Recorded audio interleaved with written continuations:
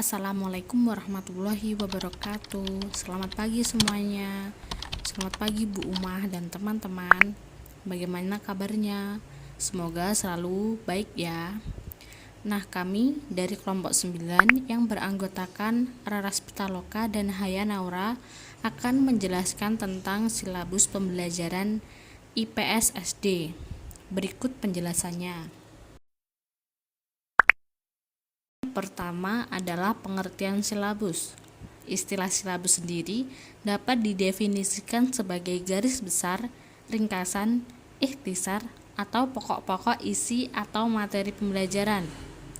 Nah, silabus sendiri merupakan pengembangan kurikulum yang menjabarkan standar kompetensi dan kompetensi dasar yang ingin dicapai, pokok-pokok dan uraian materi yang perlu dipelajari peserta didik. Jadi, pendidik mengkaji dan mengembangkan silabus secara berkelanjutan dengan memperhatikan dan mempertimbangkan hasil evaluasi pembelajaran melalui refleksi maupun melalui penelitian tindakan kelas dan evaluasi hasil belajar melalui tes dengan prosedur yang benar dan standar. Kemudian, untuk memperoleh silabus sebuah mata pelajaran tertentu yang baik, dalam pengembangannya perlu memperhatikan prinsip-prinsip sebagai berikut. Yang pertama adalah ilmiah. Ilmiah dapat diartikan keseluruhan materi dan kegiatan yang menjadi muatan dalam silabus dapat dipertanggungjawabkan secara keilmuan. Kemudian relevan. Yang ketiga sistematis, yang berarti komponen-komponen silabus saling berhubungan secara fungsional dalam mencapai kompetensi dasar, materi pembelajaran, kegiatan pembelajaran, indikator, waktu, dan sumber belajar. Kemudian ada konsistensi, yaitu adanya hubungan yang konsisten, memadai, cangkupan indikator, materi pembelajaran, kegiatan pembelajaran, sumber belajar, dan sistem penilaian cukup untuk menunjang pencapaian kompetensi dasar. Kemudian ada aktual dan kontekstual, kemudian ada fleksibel. Yang kedelapan menyeluruh, yaitu komponen silabus mencakup keseluruhan ranah kompetensi, baik kognitif, efektif, dan psikomotor. Yang kesembilan ada efektivitas. Silabus yang efektif adalah yang dapat diwujudkan dalam pembelajaran di kelas. Kemudian materi selanjutnya yaitu unit waktu.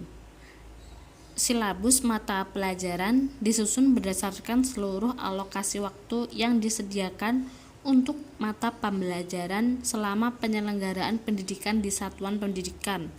Kemudian penyusunan silabus memperhatikan alokasi waktu yang disediakan per semester, per tahun, dan alokasi waktu mata pelajaran lain yang sekelompok. Kemudian implementasi pembelajaran per semester menggunakan penggalan silabus sesuai dengan kompetensi dan kompetensi dasar. Ada pelaku atau pengembang silabus diantaranya yaitu guru kelas, kelompok guru kelas atau mata pelajaran, atau kelompok kerja guru yaitu KKG, PKG, MGMP di bawah koordinasi dan supervisi Dinas Pendidikan Kabupaten, Kota, atau Provinsi. Kemudian ada komponen silabus. Yang pertama standar kompetensi, yaitu kompetensi yang dapat dilakukan atau ditampilkan siswa untuk suatu mata pelajaran.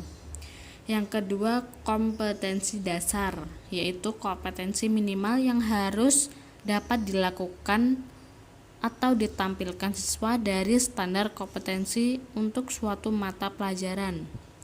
Yang ketiga ada indikator.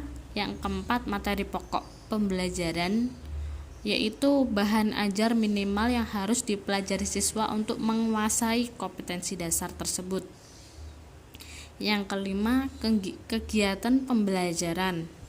Yang keenam penilaian, yaitu untuk menentukan mutu atau nilai suatu program. Yang ketujuh alokasi waktu. Alokasi waktu ini disediakan untuk mata pelajaran selama penyelenggaraan pendidikan di tingkat satuan pendidikan. Yang kedelapan, ada sumber belajar. Materi selanjutnya yaitu langkah-langkah silabus.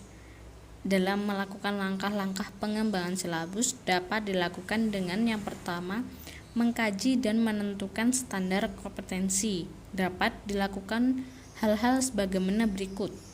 Yang pertama, urutan berdasarkan hierarki konsep disiplin ilmu atau tingkat kesulitan materi.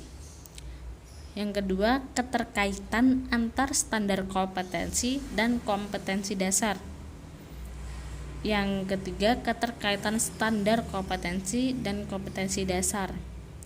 Kemudian, merumuskan indikator pencapaian. Nah, indikator ini dikembangkan sesuai dengan karakteristik peserta didik, satuan pendidikan, dan potensi daerah, dan yang digunakan sebagai dasar untuk menyusun alat penilaian. Kemudian, mengidentifikasi materi pokok-pokok pembelajaran dengan mempertimbangkan potensi peserta didik, relevansi dengan karakteristik daerah, tingkat perkembangan fisik, kebermanfaatan bagi peserta didik, struktur keilmuan, aktualitas, kedalaman dan keluasan materi pembelajaran, relevansi dengan kebutuhan peserta didik. Kemudian mengembangkan kegiatan pembelajaran. Nah, kegiatan pembelajaran dirancang untuk memberikan pengalaman belajar yang melibatkan proses mental dan fisik melalui interaksi antar peserta didik. Kemudian menentukan jenis penilaian. Hal-hal tersebut perlu diperhatikan dengan menentukan penilaian adalah untuk mengukur pencapaian kompetensi peserta didik, menggunakan acuan kriteria, menggunakan sistem penilaian berkelanjutan, hasil penilaian dianalisis untuk menentukan tindak lanjut sesuai dengan pengalaman belajar yang ditempuh dalam kegiatan pembelajaran. Kemudian ada alokasi waktu. Nah, penentuan alokasi waktu tersebut, setiap kompetensi dasar didasarkan pada jumlah minggu efektif dan alokasi waktu mata pelajaran per minggu dengan mempertimbangkan jumlah kompetensi dasar, keluasan, kedalaman, tingkat kesulitan, dan tingkat kompetensi dasar. Yang terakhir yaitu menentukan sumber belajar. Nah, sumber belajar di sini adalah rujukan, objek atau bahan yang digunakan untuk kegiatan pembelajaran yang berupa media cetak, narasumber, serta lingkungan fisik, alam, sosial, dan budaya.